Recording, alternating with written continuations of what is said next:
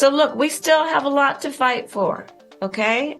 That was an awkward video to watch, Todd, and to absorb from the sitting vice president. And broaching, by the way, as the campaign is, that $1.4 billion that was raised in such a short period of time, only to spend every penny of it and then be $20 million in debt, that's not something I'd be talking about if I had plans to run in 2028 again. That I do know. There is a gap, if you will, in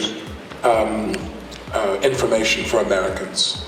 Americans are very uninformed about reality. Alec Baldwin telling the nearly 80 million Americans who voted for Donald Trump that they were not properly informed. He says that America is in a moral collapse.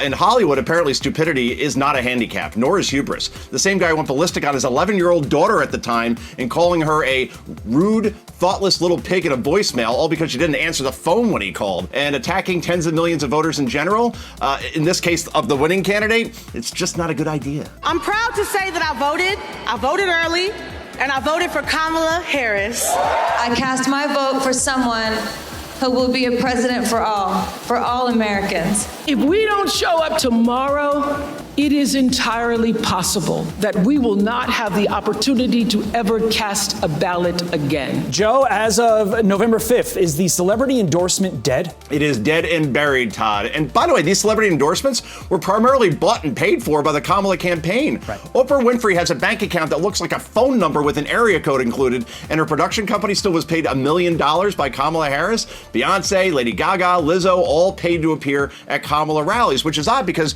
back in the 1930s, if you were asked as a celebrity, if you wanted to pitch in to defeat Hitler, would you really ask for big money to do it? So just like we saw in 2016, people in the states that matter and all over the country don't want to hear from these folks. So lawfare is done with Donald Trump. All the cases are dead as well. He is having the best month of his life. He wins the Electoral College. He wins the popular vote. Republicans control the House and the Senate. And now lawfare is shown also not to work. Don't weaponize the Justice Department. People don't like that very much either, Todd.